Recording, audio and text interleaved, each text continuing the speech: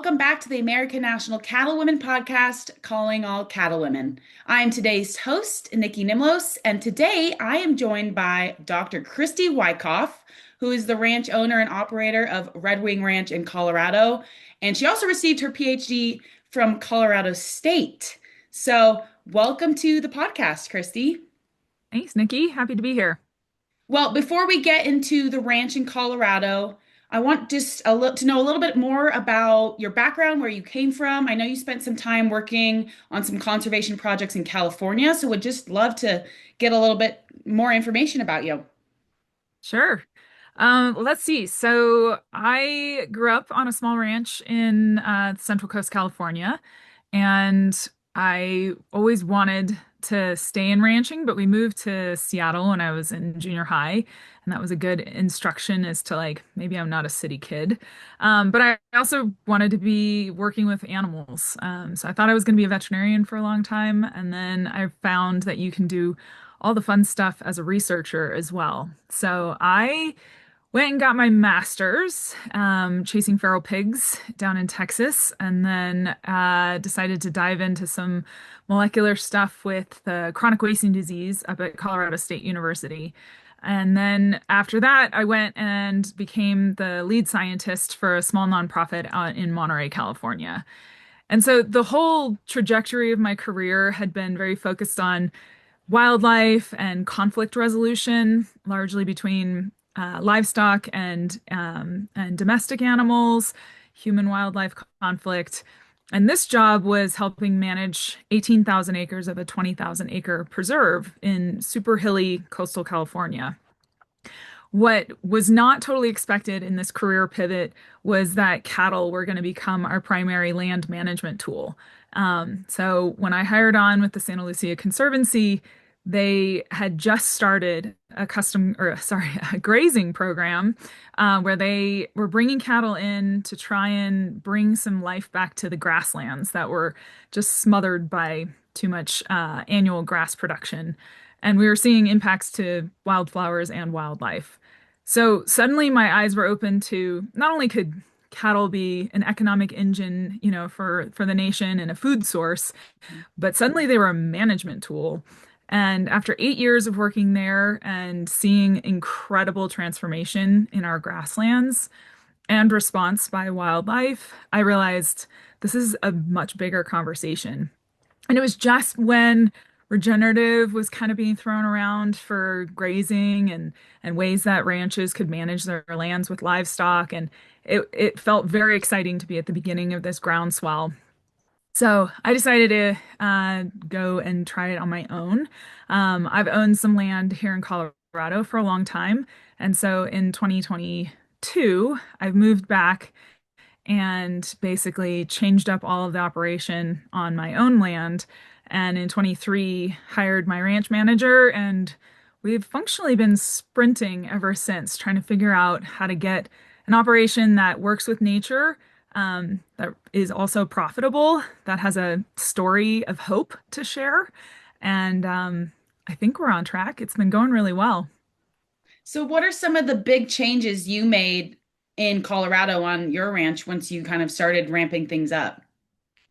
While I was doing my own career, while I was doing the wildlife ecology, I was leasing to one of my neighbors, and they are dear friends of mine, and they've been in the valley for a very long time, but they're very conventional in their operations, and they will admit to that. They're, in their 70s, and what worked for them worked for them. So it was a lot of set stock grazing, not a ton of moving the animals around the ranch with any true intentional objectives apart from just keeping the animals fed. So when I came back and when I hired Fiona as my ranch manager, the two of us sat down and evaluated the infrastructure to figure out how do we use what's here, but use it in a way that achieves our goals. And our goals were to manage the grazing, to adapt each pasture and each rotation of our animals from pasture to pasture to fit the forage on the ground, to keep our animal health up, but also to meet some ecological goals of reducing bare ground, reducing invasive species. And one of the big things that you have to do for that is you really got to figure out your water. So we started putting in some water infrastructure. We started using a lot of electric portable fence. So poly string that you can put up and take down in an hour. So we subdivide our pastures. We've developed some new water on the property, and we use a lot of the existing infrastructure that was already here. Um, and we started small. Our first year, we were not running very many animals because we didn't want to have a big risk if something went sideways. So we've ramped up quite a bit just in the last 3 years, both through trial and error, through our successes, and then also from advice through our executive link, Ranching for Profit advisory board. So they've been super helpful as we've grown quickly.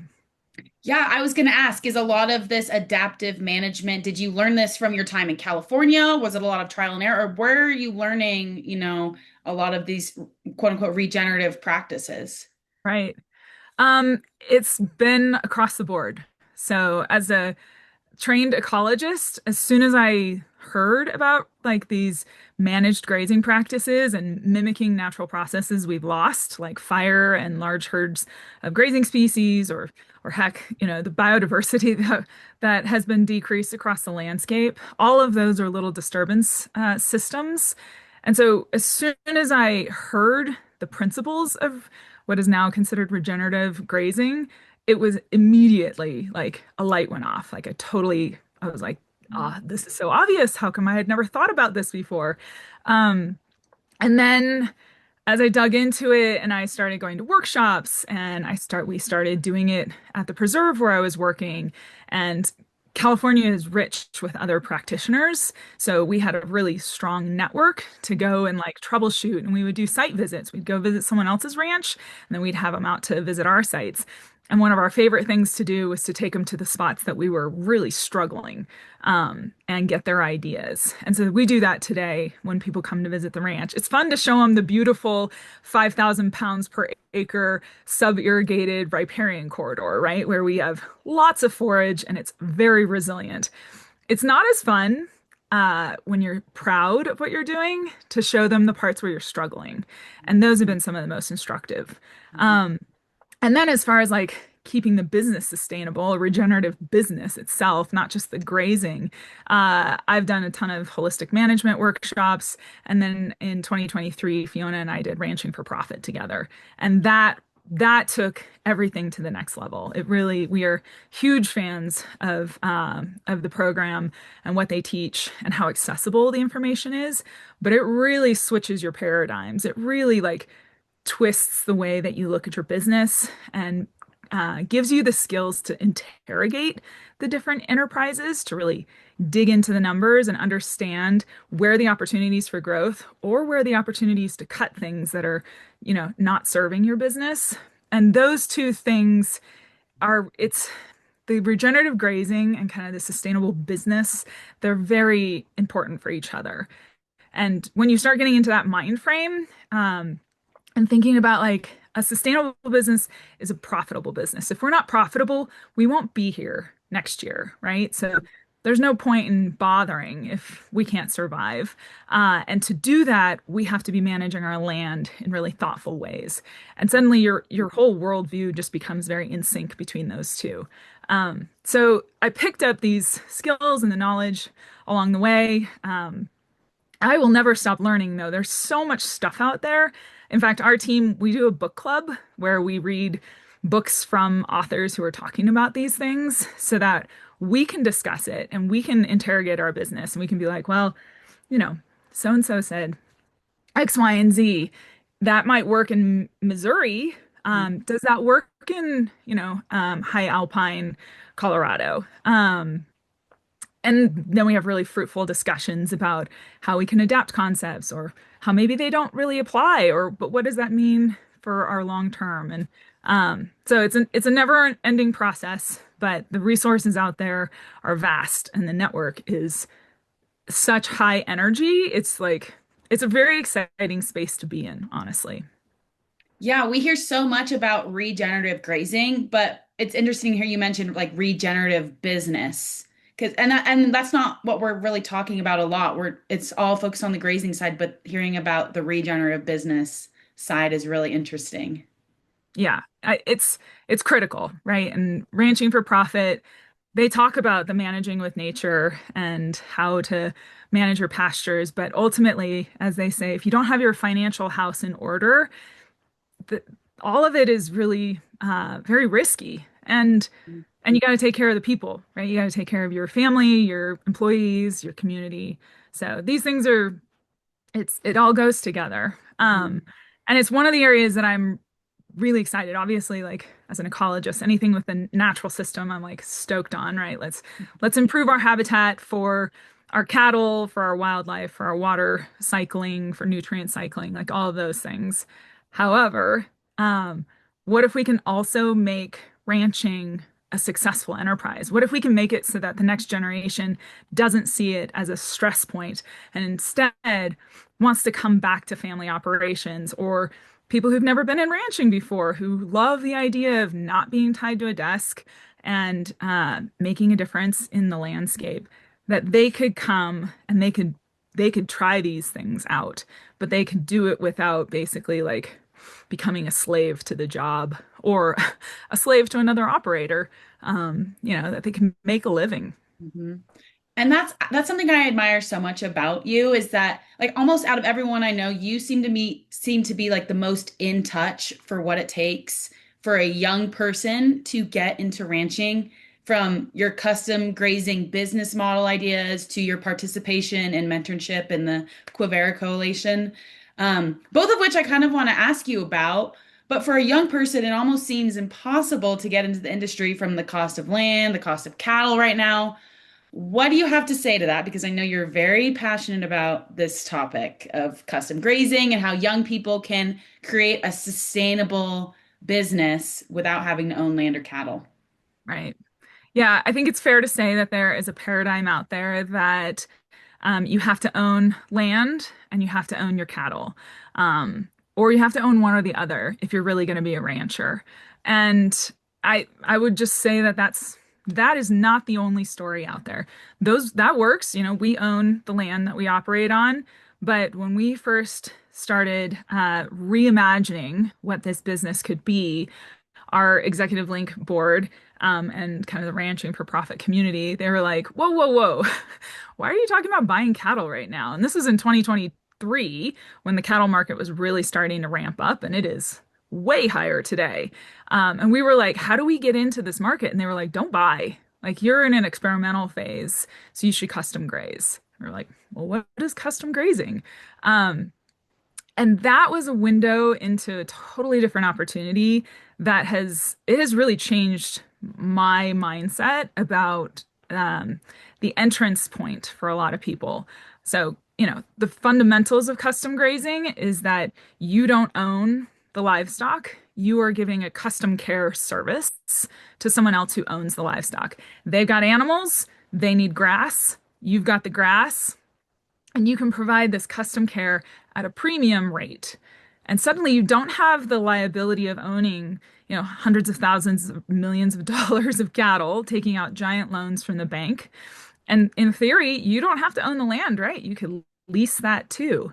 And suddenly you have a very low overhead business model where maybe you need probably a pickup truck, maybe a horse or an ATV or a cattle dog is even a more direct option. And then you need some like electric fence materials, some portable electric fence materials. And functionally, you just need that and your own energy. And this opportunity is something that young people can get into. Um, and it all really came together for me when we hosted the new Agrarian program for a stockmanship clinic on the ranch. So the apprentices in 2024 came out, and we hosted a clinic here on the ranch. And at the end of the livestock stockmanship work, we spent some time in the barn just walking through what is custom grazing, and you could see in the apprentices, they can be any age, but for the most part, they're generally in their early 20s, maybe mid 20s. And my team is also very young. So, like, we're relatable in a lot of ways. And Fiona started walking them through our custom grazing contract and some of the lessons that we've learned. But more importantly, she walked them through the numbers. And it was like you could see the ideas starting to percolate in their minds that, oh, this paradigm of having to own something or wanting to own land in the future and not knowing how to get into the cattle market without going broke or taking on immense liabilities with these loans from banks and stuff. Um, you could see that they were starting to be like, oh, this is different. This is not a conversation that people are having. Mhm. So we decided to start having that conversation more. So we actually hosted a workshop this spring in partnership with Women in Ranching that talked about grazing planning. And we spent quite a bit of time talking about custom grazing because custom grazing really is only going to work if you're super on it, if you're attentive to the animals and you're providing that premium service, both for the owner of the livestock, by moving them regularly, you're maintaining gains. There's there's research out there showing that if you move your animals every 3 to 5 days to new grass, basically take them outside of the zone of repugnance, as one instructor said, where they've been pooping, they've been peeing, they've been laying on the grass, they've trampled the grass, and they've eaten the best, like sweetest top part of the grass. If you move them to fresh pasture, they will maintain gains. If you leave them in that pasture for a long time, they might still be gaining, but they're gaining at a lower rate. Mhm. So by moving them frequently, they're happy, your ground is happy, and your gains are good, which ultimately is the name of the game, right? We're trying to put beef on bodies. So, yeah, it was this just like wonderful kind of confluence of influences and experiences that suddenly our team we really realized we have an opportunity to talk about a business model, an enterprise that shows real economic viability and is an entry point into the industry. If you're really successful, maybe you do buy land or maybe you do own your cattle in the long term. But Mhm. we actually have met operators who've been doing this for 30 or 40 years and they don't own the land and they don't own the cattle and they're living very comfortably. So I think it's part of the different narrative that can be told about rural America and agriculture is if we break some of these paradigms, if we think about how do we actually do the important stuff and have a profitable business, these are opportunities that are super available to anybody, honestly. Every time you talk about it, it just blows my mind still. It's like I'm learning again for the first time. I think one of the main questions people would have is like, how do you find the land and how do you find the cattle for the custom grazing business model? Yeah, for sure. Um, It's all about your network. Mhm. So when we decided to do custom grazing, we had the same conversation. We were like, okay, well, we've got the ground, so we at least had half of the equation. But how do we find someone who wants to run cattle, particularly with a totally untested business, right? We could tell our background, our resumes weren't bad, right? I had been working with grazing for 8 years out in California, and Fiona had been working in the ranching world for 4 years at that point. But we're young, and we're not exactly your typical rancher profile, being two young women. Um, so we just cast a wide net. And so we tapped into the Women in Ranching network, and then we tapped into the Ranching for Profit networks. And we had two questions. One was, does anyone have an example contract, lease contract, that they'd be willing to share? And two, does anyone know anyone or do they have animals that they're looking to graze? Is anyone looking for grass, essentially? And we didn't get a ton of responses to the looking for grass because we were pretty late in the game. It was like February, and we were looking to bring animals on in June. But we got enough responses, and we got example contracts. And between the two, we were off and running our first year. So tapping into your network for both of those, there's a need for grass. There are a lot of people who have animals and either they're droughted out Mhm. or they've got the financial liquidity to buy livestock right now, but they don't have the ground to run them on. So there are people out there looking for somewhere to graze or they graze their animals. Mhm. As far as getting leased land, again, that's just it's a process of asking around, tapping into your networks. I think one of the areas that I'm excited to see grow in this is there's a lot of what would be defined as maybe trophy ranches where they're absentee owners. They really bought it because they want a place to get away and they want a place to go hunting, but they don't know anything about grazing or they don't have the bandwidth to even think about it. And maybe they have a mindset that land is better without cattle. But they really want their wildlife to be robust. Those, I think that is a completely untapped market. So getting in, having really good conversations with owners of these larger lands, and telling them like what regenerative grazing can do for their ground. It can create an income source for them. It can create fire resilience, and it can it can improve habitat for the wildlife that most of them are really motivated by. Um, and so I think there's a lot of opportunity to get in. Infrastructure is always a big challenge. And so thinking about like portable infrastructure, like if they've got wells, but maybe they're not tapped into stock tanks, or you got to figure out portable water. So you can do portable stock tanks, you can do hoses. Um, we do it on part of our place because we still don't have great water development in each part of the ranch. So we've got these portable stock tanks. We run hoses. You put a float on it. You're out there checking your livestock daily anyway with our practice. So you're checking the water, and so there's always going to be some hurdles. So you can start small, maybe a small herd of animals, maybe a small lease, or you're only grazing a portion of a larger lease, and then there's the opportunity to expand into the rest of that ranch.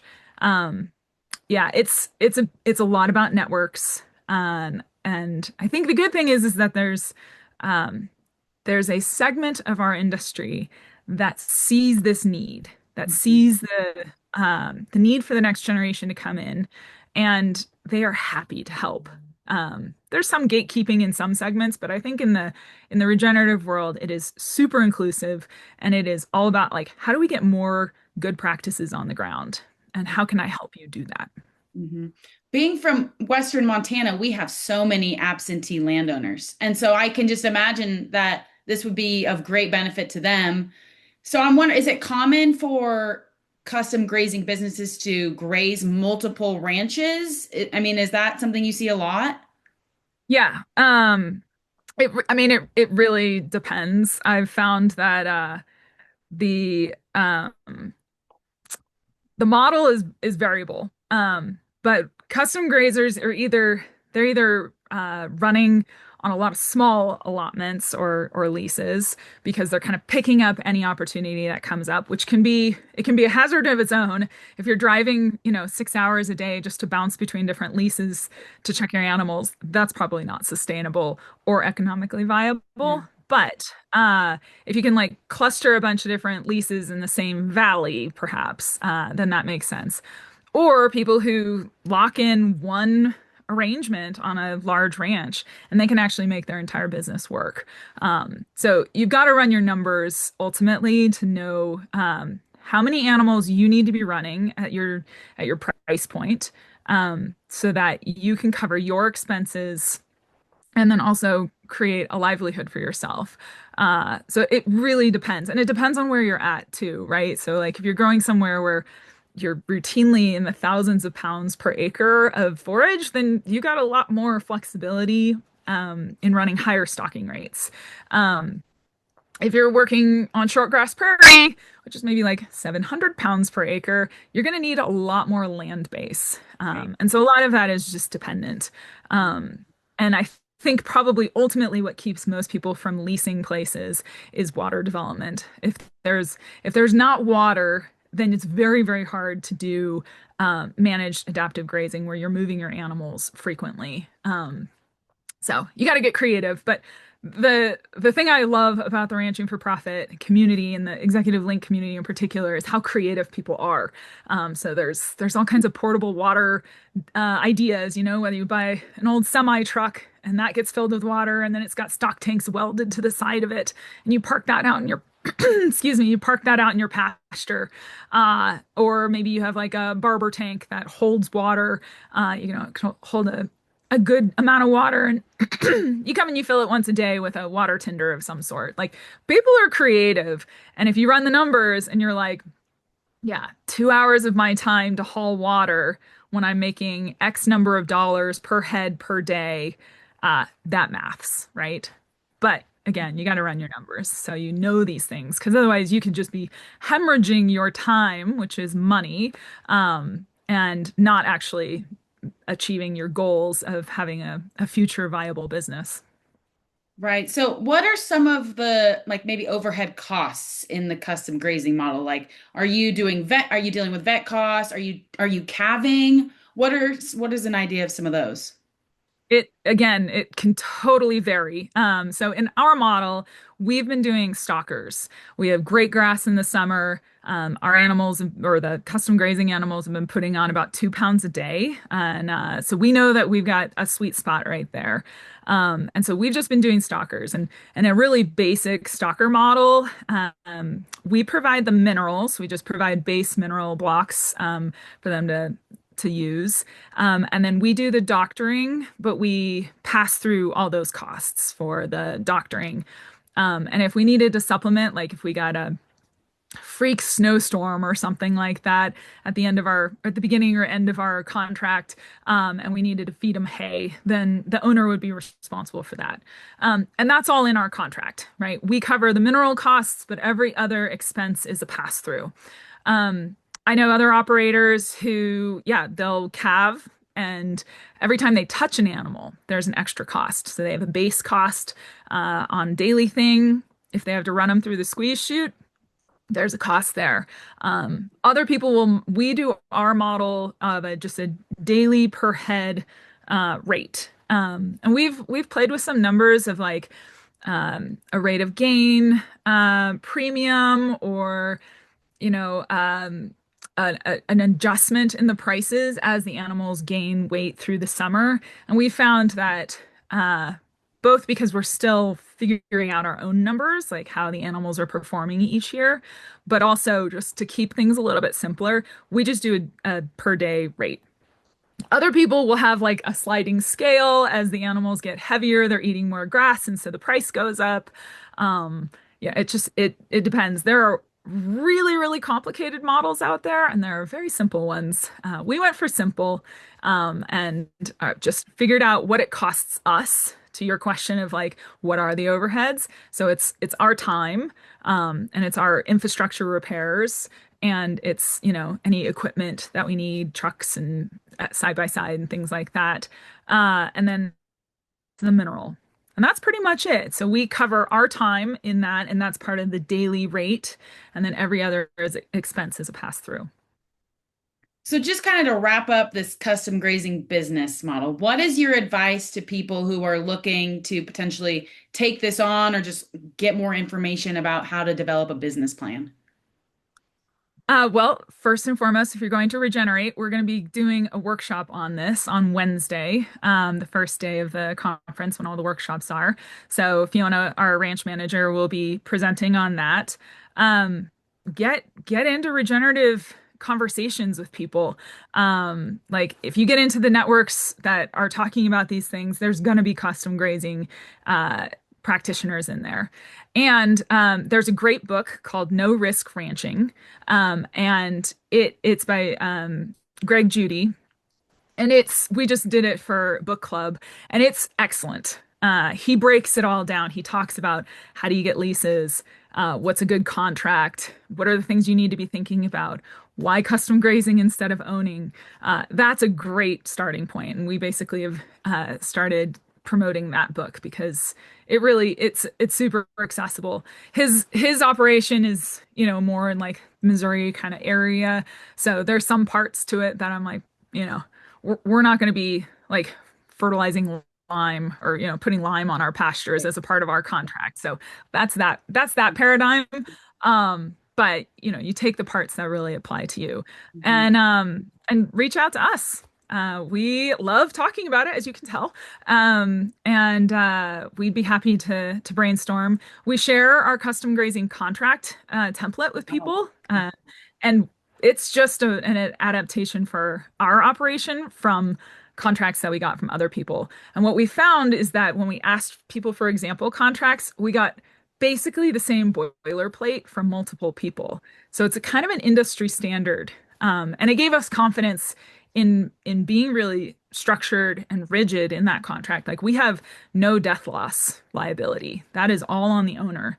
Unless there's gross negligence, an animal dies, that is not on us.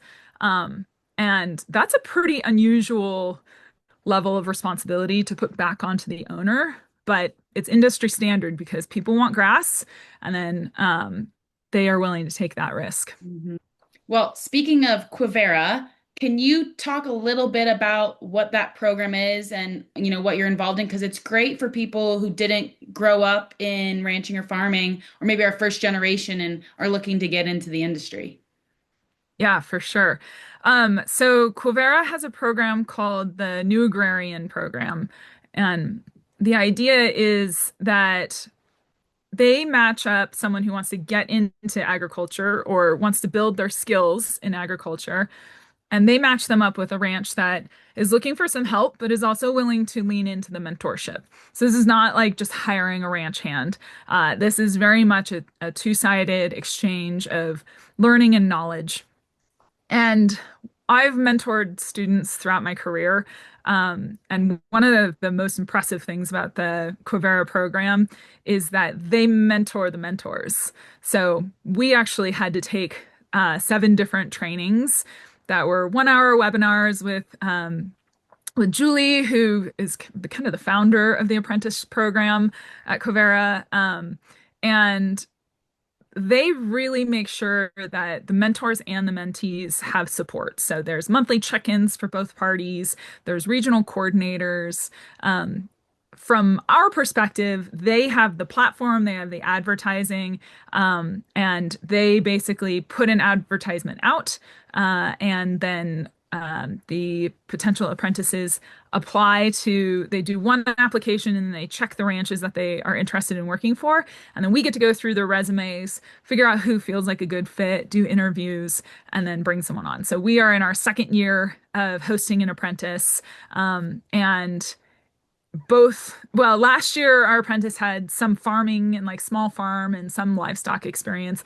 This year our apprentice Gabe, he had zero. Like literally came out of the Marines, and a month later was well, 2 days into his apprenticeship, we were sorting cattle straight off the sale barn floor in our corrals, in our brand new corrals too. So, and he was unflappable, and I knew he was going to be a great fit.